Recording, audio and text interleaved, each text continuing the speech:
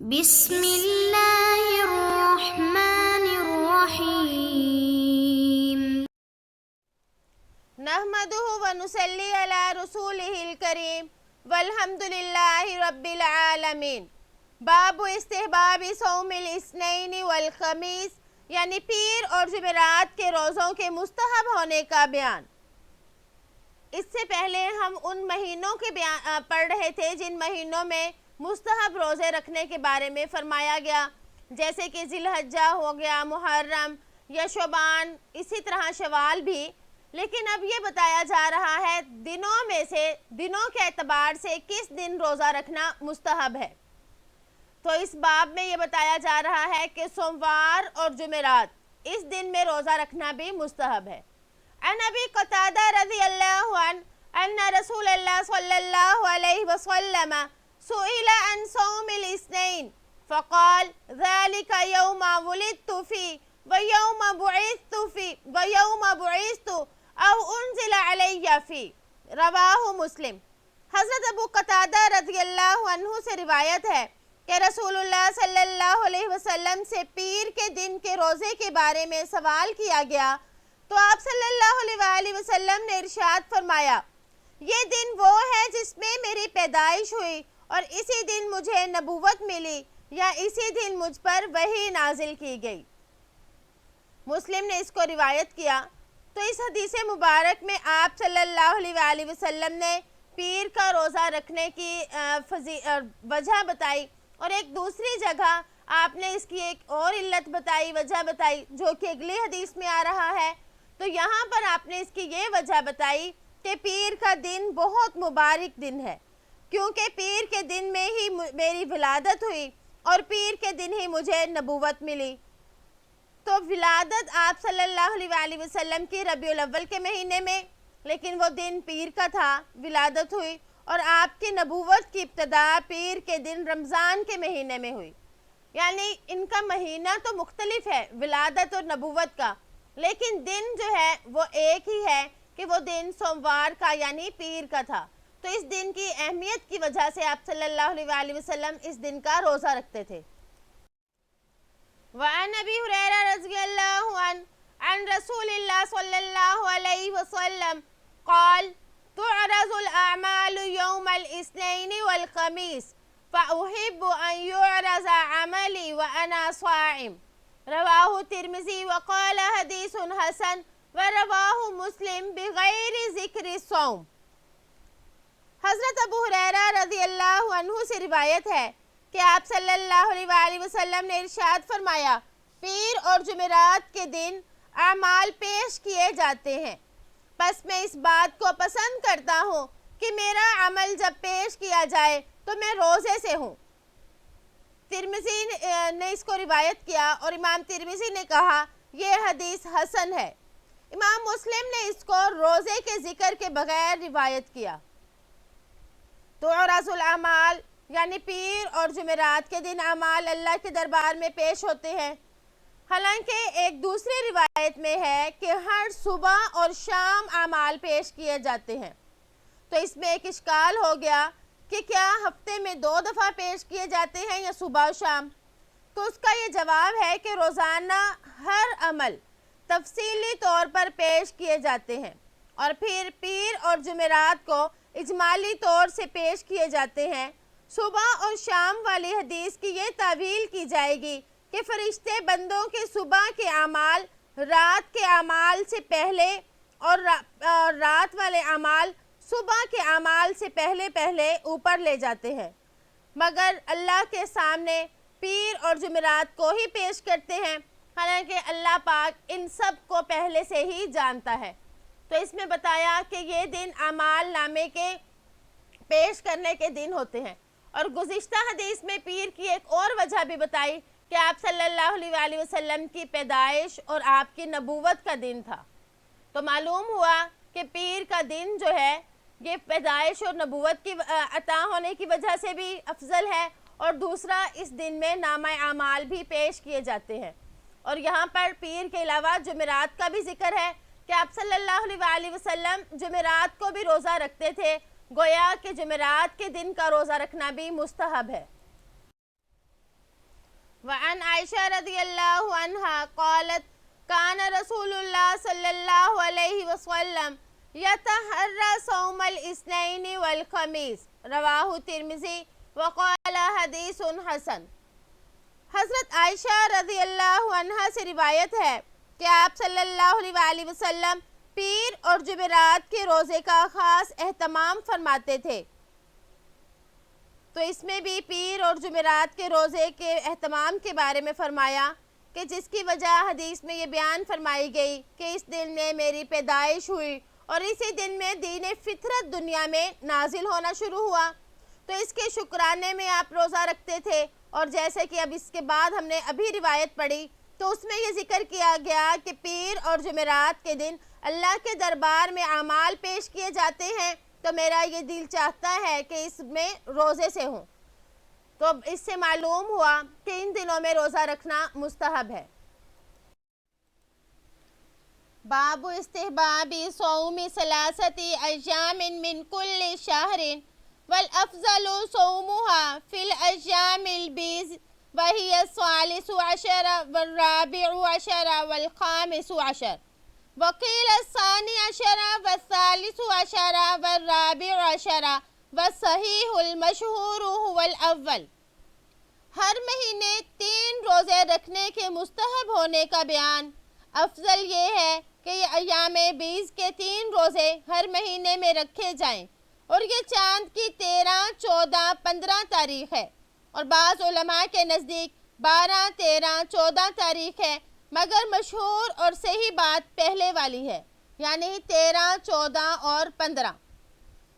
ان کو ایام بیض کیوں کہا جاتا ہے؟ اس کا مطلب ہوتا ہے روشن دن، کیونکہ ان راتوں میں چاند کی روشنی اول سے آخر تک رہتی ہے، گویا پوری رات روشن اور چمکدار رہتی ہے، اس لیے ان کو یہ لقب دیا گیا۔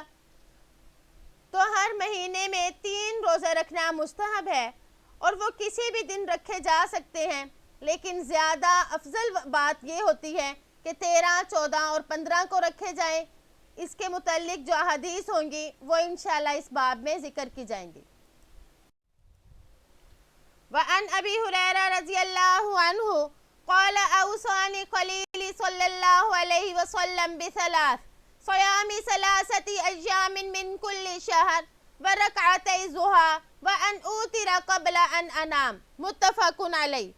حضرت ابو ہریرہ رضی اللہ عنہ سے روایت ہے کہ مجھے میرے خلیل صلی اللہ علیہ وآلہ وسلم نے 3 باتوں کی وصیت فرمائی: ہر مہینے 3 روزے رکھنا، چاشت کی 2 رکعتیں پڑھنا، سونے سے پہلے وتر ادا کر لینا۔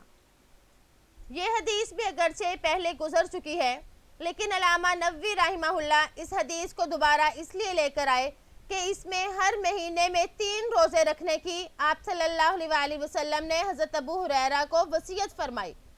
تو اس وصیت فرمانے سے ہمیں ان مہینے میں 3 روزے رکھنے کی اہمیت معلوم ہوئی۔ وعن ابی الدرداء رضی اللہ عنہ قال اوصانی حبیبی صلی اللہ علیہ وسلم بثلاث لم ادعهن ما عشت بصيام 3 ایام من كل شهر وصلاة الضحى وبأن لا انام حتى اوتر۔ حضرت ابو الدرداء رضی اللہ عنہ سے روایت ہے کہ میرے حبیب صلی اللہ علیہ وآلہ وسلم نے مجھے 3 باتوں کی وصیت فرمائی، میں انہیں زندگی میں کبھی نہ چھوڑوں۔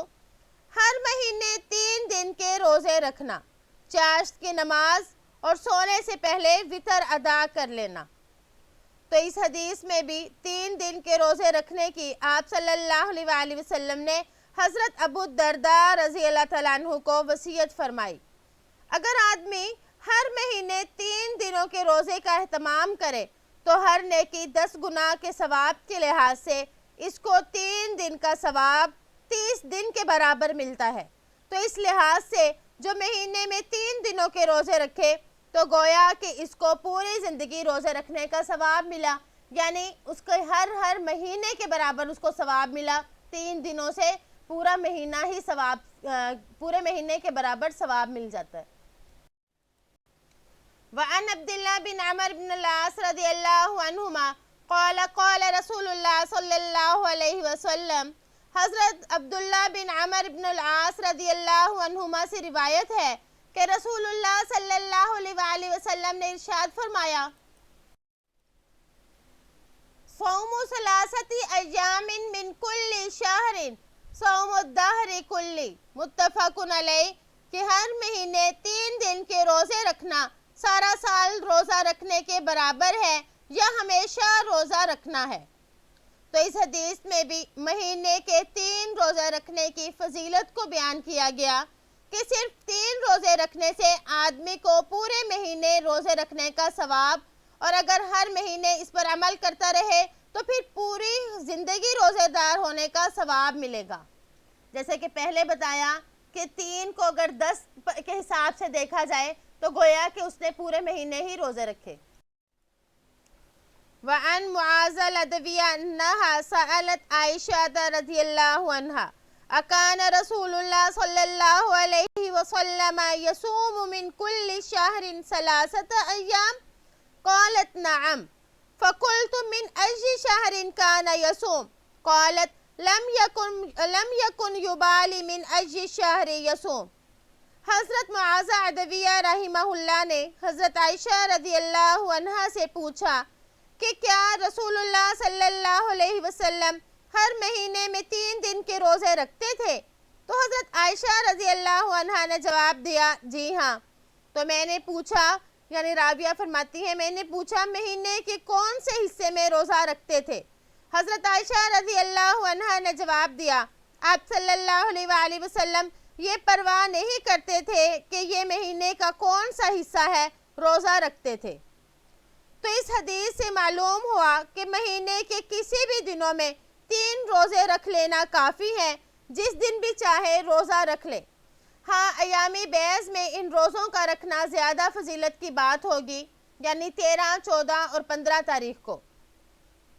اس حدیث کی راویہ حضرت معاذہ جو ہیں یہ اکثر حضرت عائشہ رضی اللہ عنہا کی خدمت میں آتی رہتی اور یہ بہت زیادہ عبادت گزار تھی، تو انہوں نے حضرت عائشہ سے کئی احادیث جو ہیں وہ روایت بھی کی ہیں۔ وعن ابی ذر رضی اللہ عنہ قال قال رسول اللہ صلی اللہ علیہ وسلم اذا صمت من الشہر 3 فصم 13 و14 و15 رواہ ترمذی وقال حدیث حسن۔ حضرت ابو ذر رضی اللہ عنہ سے روایت ہے کہ آپ صلی اللہ علیہ وآلہ وسلم نے ارشاد فرمایا جب مہینے کے 3 دن روزے رکھنے کا ارادہ کرے تو 13، 14، 15 تاریخ کا روزہ رکھو۔ تو اس میں بھی ایام بیض میں روزہ رکھنے کے بارے میں کہا گیا، تو مہینے کے کن دنوں میں روزہ رکھنا چاہیے اس کے بارے میں مختلف احادیث وارد ہوئی ہیں۔ اگر ان کو جمع کیا جائے تو اس کی کئی صورتیں بنتی ہیں۔ ایک تو یہ کہ غیر معین یعنی پورے مہینے میں جب چاہے 3 روزے رکھ لے، اور دوسرا یہ بھی ہے کہ مہینے کی ابتدا میں 3 روزے رکھ لے، یعنی پہلی، دوسری اور تیسری تاریخ کو، اور یہ بھی آتا ہے کہ مہینے کے کسی بھی ہفتے یا اتوار اور پیر کے دن روزہ رکھے، اور مہینے کے کسی بھی منگل، بدھ اور جمعرات۔ تو اس طرح کر کے کئی روایات ہیں۔ مقصد یہ ہے کہ شریعت یہ کہتی ہے کہ مہینے میں 3 روزے رکھنے ہیں، جس میں جس کو جو سہولت ہو وہ شروع کر دے، اور تمام ایام برابر ہیں۔ باقی ایام بیض کی فضیلت جو ہے وہ زیادہ ہوگی، کیونکہ اکثر احادیث میں اس کا ذکر ہے۔ وعن قتادہ بن ملحان رضی اللہ عنہ قال کان رسول اللہ صلی اللہ علیہ وسلم یأمرنا بصیام ایام البیض 13 و14 و15۔ حضرت قتادہ بن ملحان رضی اللہ عنہ سے روایت ہے کہ آپ صلی اللہ علیہ وآلہ وسلم ہمیں ایام بیض یعنی 13، 14، 15 تاریخوں کے روزے رکھنے کا حکم فرماتے تھے۔ تو اس سے بھی اس کی فضیلت معلوم ہوئی کہ ان تاریخوں میں روزہ رکھنا مستحب ہے۔ وعن ابن عباس رضی اللہ عنہما قال کان رسول اللہ صلی اللہ علیہ وسلم لا یفطر ایام البیض فی حضر ولا سفر، رواہ النسائی باسناد حسن۔ حضرت ابن عباس رضی اللہ عنہما سے روایت ہے کہ رسول اللہ صلی اللہ علیہ وآلہ وسلم حضر اور سفر دونوں حالتوں میں ایام بیض کے روزے نہیں چھوڑتے تھے۔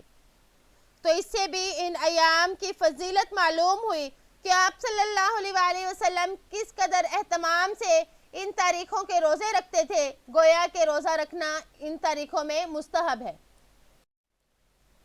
باب فضل من فطر صائما وفضل الصائم الذي يؤكل عنده ودعاء الآكل للمأكول عنده، یعنی جس نے روزے دار کا روزہ افطار کروایا اس کی فضیلت، اور اس روزے دار کی فضیلت جس کے پاس کھانا کھایا جائے، اور مہمان کا میزبان کے لیے دعا کرنا۔